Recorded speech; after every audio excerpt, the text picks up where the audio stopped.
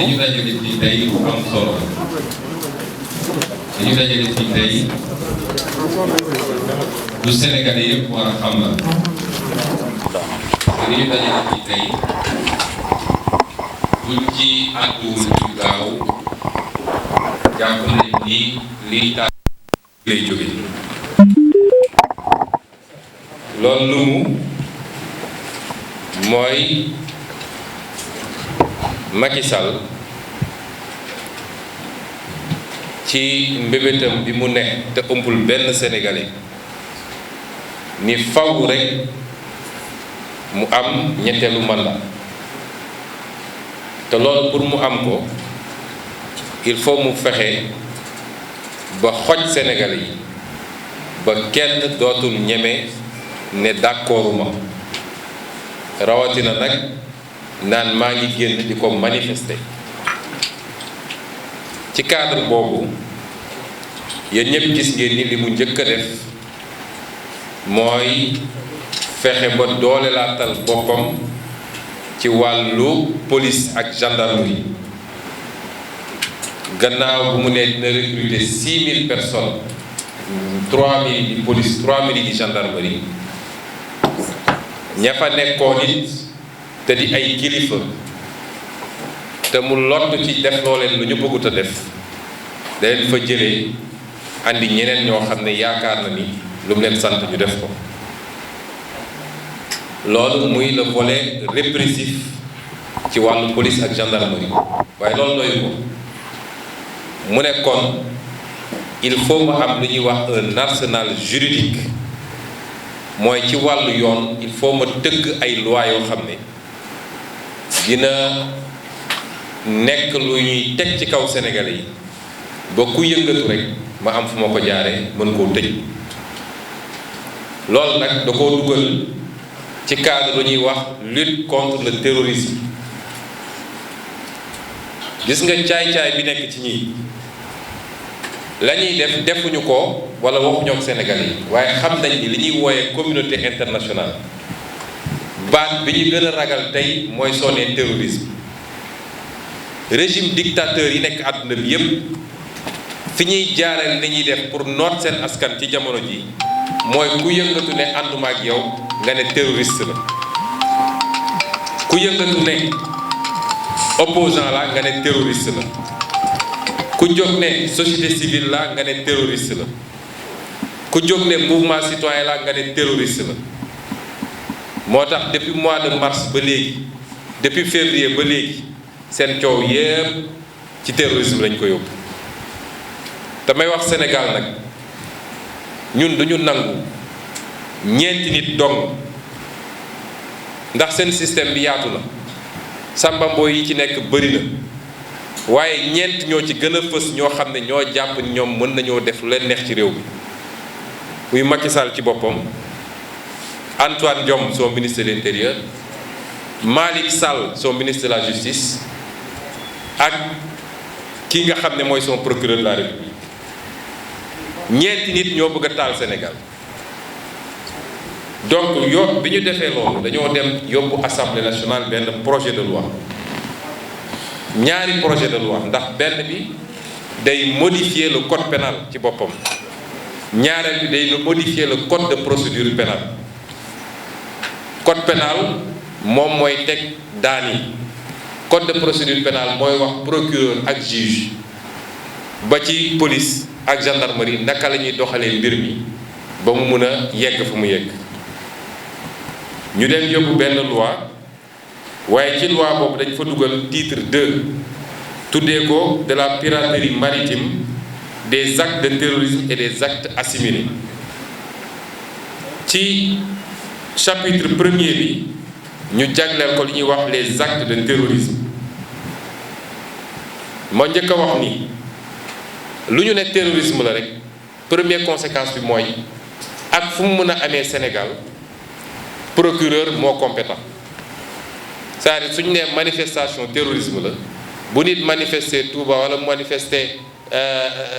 Matam wala mu manifester Ziguinchor benn compétence la mooy procureur mii muy procureur Macky Sall ñu dem jël tuddee ko ne léegi dañuy dugal ay législation ci terrorisme waaye li njëkk a yéeme mooy loi bi définirul lan mooy terrorisme parce que loi lu muy wax rek da ko war a njëkk a définir mais loi bii ñu war a wote ëllëg assemblée nationale définirul lan mooy terrorisme muy premier problème. ñaareel bi mooy dafa dem jël ay infraction yoo xam ne amoon na ba pare ci code pénal définir ko ba pare wax naka lañ koy sanctionner code de procédure pénale daal di définir lan mooy procédure bi ñu dem jël loolu yépp nag ne léegi loolu mooy terrorisme dañu dem jël ay infraction yoo xam ne lu am la ba noppi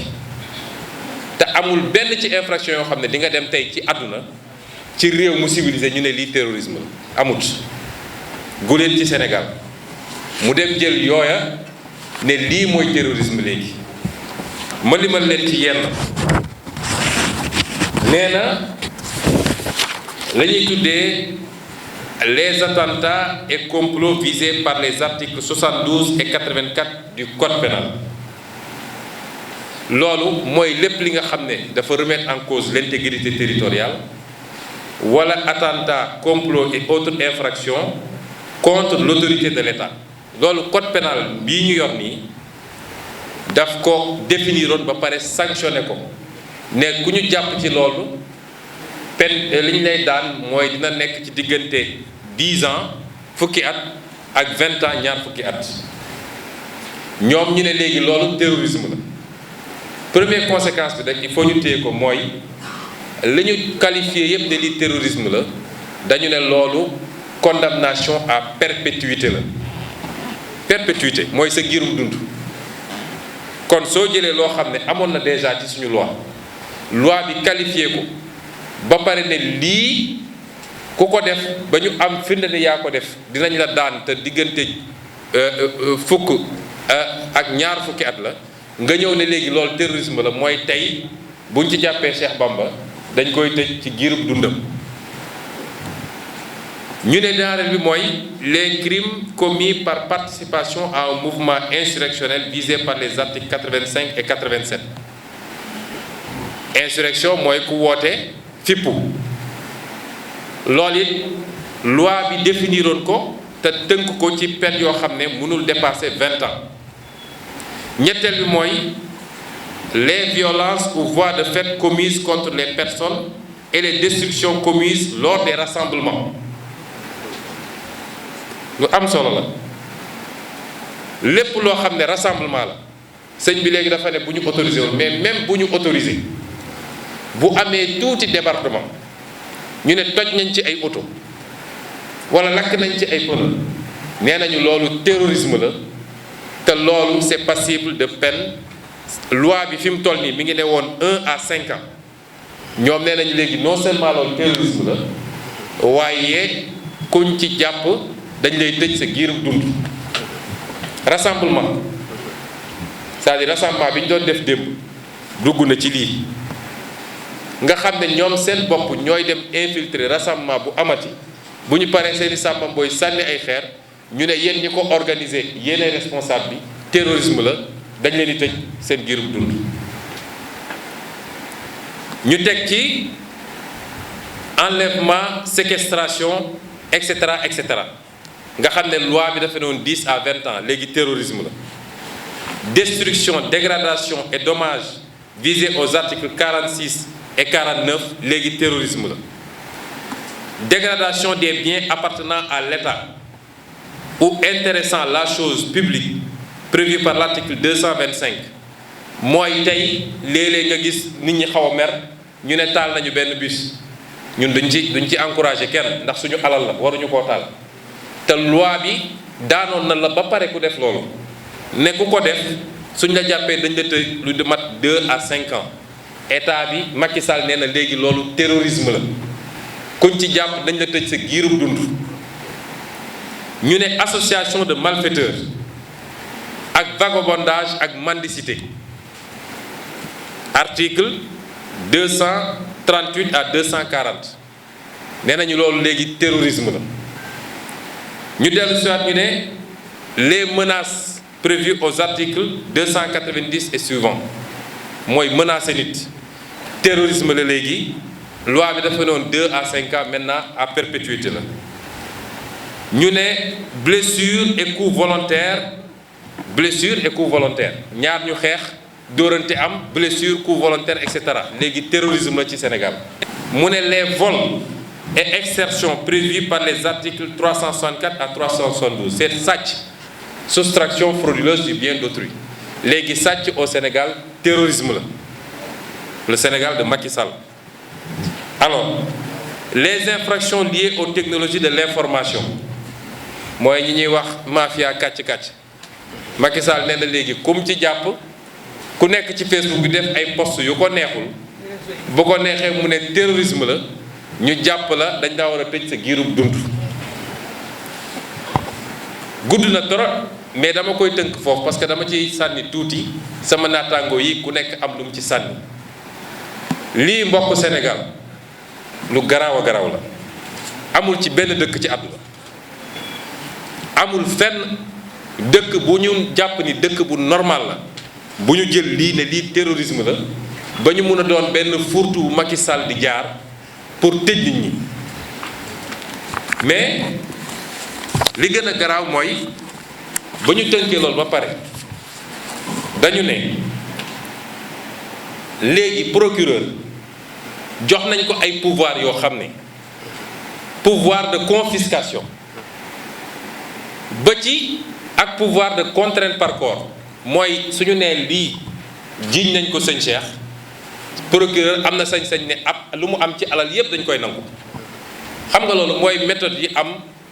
Israël nga xam ne suñu nee benn palestinien def na attentat ñu ne dem leen raser këram yaayam ak baayam ak yéeguñu suñu yoon new ci kon ku ñu ne jàpp nañ la ci loolu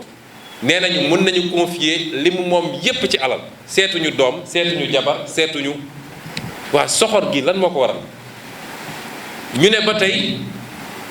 am na pouvoir contrainte par corps sur les délits politiques loolu kenn mësu koo gis délit politique nga ne léegi am nga ci contrainte par corps te suñuy def seen yëfu caay-caay dañuy essayer neexal ñi nga xam ne jàpp nañ ni ñoom ñooy wax moo tax ñu ne xam nga délit de presse délit politique la mais dañu ne léegi délit politique am na contrainte par corps ba mu des presse bi yéen moom kenn yabu leen ñu ne ensuite léegi juge d'instruction bi jox nañ ko pouvoir yu yaatu yoo xam ne su toogee ba soupçonné ni Cheikh Bamba Dièye mii de est-ce que du terroriste am na sañ-sañu mettre Cheikh Bamba Dièye tout de suite sur écoute ay téléphone am ay mailam lu ne am na sañ-sañu def ko sur écoute di ko intercepter ci sañ-sañam te bu ñuy def seen caay-caay ni ñu ko defee ci presse bi dañuy am ñu ñuy neexal pour ñu bañ a wax nee nañ loolu avocat bokk ci juge bokk ci député bokk ci ministre bokk ci wala ñoom suñ leen ko war a defal dafa am procédure spéciale boo xam ne il faut que mu am beneen kilifa buy valider waaye keneen ku dul moom sëriñ si ci boppam dañu xam ni tey juge am na sañ-sañu toog mettre leen sur écoute quand il veut et comme il veut loolu violation bu garaaw la sur la vie privée des Sénégalais amul fenn ci àdduna kon yu garaaw la yoo xam ne comme dañoo nekk ci table te kenn ku nekk ci gars yi am na loo ci jàngat loo war a yokk lii nag mënuñu ko nangu ci Sénégal damay wax sénégalais ni projet de loi bi moo gën a dangereux fuuf nag li taxoon sénégalais yi génn ñu naan ticket parce que Macky Sall nëbbatu ko Macky Sall ab dictateur la waxoon na ko ab kilifa bi muy doog a toog 2012 ne ko sénégalais ils ne connaissent que la force dinaa leen gouverner par la force lii xewoon mois de mars la ne léegi dinaa anticiper parce que li ma nekk duma ci changer virgule bu ko sénégalais yi nangoo nag li ñu amoon yëpp ci acquis démocratique depuis des décennies et des décennies ci lu gaaw Macky Sall ñëw ne man Macky Sall maa am sañ-sañ bi